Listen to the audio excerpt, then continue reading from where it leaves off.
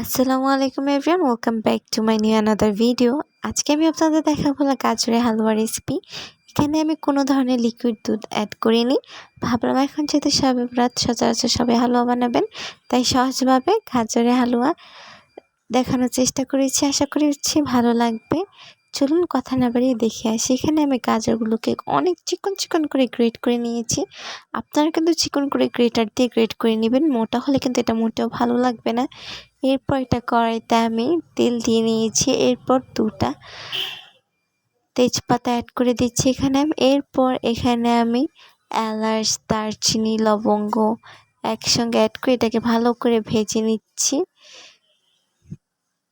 এই যে ভালো করে ভাজার পর এখানে আমি গ্রেট করে রাখা গাজরগুলো অ্যাড করে দিচ্ছি।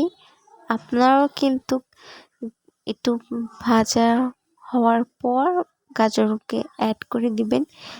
এখানে কিন্তু আপনারা কোনো ধরনের মিস্টেক করবেন না। বেশি কিন্তু ভাজা যাবে না, বেশি ভাজলে কিন্তু কালারটা নষ্ট হয়ে যাবে। গাজরে কিন্তু হালুয়ার কোনো কিছু কম বেশি হলেই কিন্তু কালারটা নষ্ট হয়ে যায়, এটা খেতে একদমই ভালো লাগে না। এরপর এখানে আমি চিনি অ্যাড করে দিয়েছি। মেজারমেন্ট কাপে 1 কাপ পরিমাণে চিনি অ্যাড করেছি আমি। এরপর এটাকে ভালো করে নাড়াচাড়া করে নিচ্ছি। দেখেন চিনিগুলো আস্তে আস্তে গলে যাচ্ছে। অনবরত কিন্তু নাড়াচাড়া করতে থাকবেন। নাড়াচাড়া কিন্তু মোটেও থামানো যাবে না, কারণ নাড়াচাড়া থেমে গিয়ে যদি লেগে যায় তাহলে এটার কালারটা একদমই নষ্ট হয়ে যাবে। গাজরের আসল জিনিস তো হলো কালার এবং টেস্ট। যে জিনিস কালারে সুন্দর আসে না,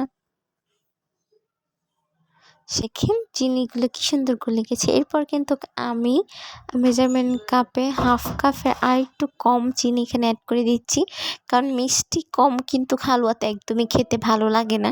মিষ্টি পরিমাণ মতো যেমন লাগে, যার যার মুখ টেস্ট অনুযায়ী দিবেন মিষ্টি। আমরা আবার মিষ্টি ছেড়ে খেতে পারি না। এরপর এখানে আমি সুন্দর মতো এটাকে নাড়াচাড়া করে নিচ্ছি এবং ঘি দিয়ে দিচ্ছি। আপনারা কিন্তু অবশ্যই ঘি অ্যাড করে দিবেন। ঘি ছাড়া কিন্তু টেস্ট একদম ভালো আসবে না। ঘি বা বাটার অ্যাড করার চেষ্টা করবেন। এখানে কিন্তু আমি ঘি অ্যাড করেছি, আমি একটু পর পর অ্যাড করছি ঘি। একবারে সমস্ত ঘি আমি অ্যাড করিনি। ঘি যখন আপনারা খাবেন দাঁতে কামড়ে কামড়ে ঘির ফ্লেভারটা পাবেন, জাস্ট ওয়াও লাগবে। এরপর এখানে আমি গুঁড়ো দুধ অ্যাড করে দিচ্ছি। গুঁড়ো দুধ অ্যাড করার ফলে এটার টেস্ট এবং ফ্লেভারটা অনেক ভালো আসবে। আমি যেহেতু আগেই বলেছি এখানে আমি লিকুইড কোনো কিছু অ্যাড করছি না, তাই আমি এখানে গুঁড়ো দুধ অ্যাড করছি এবং দেখেন আবার আমি এখানে ঘি অ্যাড করে দিচ্ছি। ঘি আমি একটু পরপর অ্যাড করেছিলাম এবং এবারে আমি লাস্টবারের মতো ঘি অ্যাড করেছি। এখানে আমি আড়ঙের ঘি নিয়েছি। আড়ঙের ঘি একদমই কি বলবো, ফ্লেভারটা জাস্ট ওয়াও এবং গ্রান পুরো গাওয়া ঘির মতো। আসলে একটা ঘি যেমন গ্রান সেরকম থাকে, আপনারা কিন্তু অ্যাড করে দিতে পারেন। এই যে আমার গাজরের হালুয়া কিন্তু মোটামুটি হয়ে গেছে, এখনও কিন্তু ফুললি আমার হয়নি। আমি এখানে কিন্তু আপনাদের একটা টিপস দিয়ে দিই যে কখন বুঝবেন যে হয়েছে গাজরের হালুয়াটা। আমি এভাবে বুঝি, দেখেন এই যে এখানে চিপ দিলে যখন এই দেখেন পানি বের হচ্ছে, কোনো ঘি বের হচ্ছে না। আর এখানে কিন্তু আমি অনেক পরিমাণে ঘি অ্যাড করেছি, কিন্তু পানি বের হচ্ছে, ঘি বের হচ্ছে না, তার মানে গাজরটা আর একটু কুক হবে। তখন আপনারা কি করবেন, আর একটু অনবরত নাড়াচাড়া করবেন। অনবরত নাড়াচাড়া করার ফলে এটা কুক হয়ে যাবে একদম পারফেক্টলি। আর তখন এটা খেতে অনেক পরিমাণে ভালো লাগবে। এই যে দেখেন এটা কিন্তু আমার কুক হয়ে গেছে।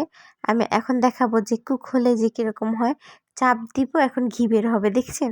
এটাই হলো আমাদের এটাই একটা সাইন হলো গাজর হালুয়া, যে একদম গাজর হালুয়াটা পারফেক্টলি হয়ে গেছে কুক। এরপর এটাকে আমি নামিয়ে ফেলবো।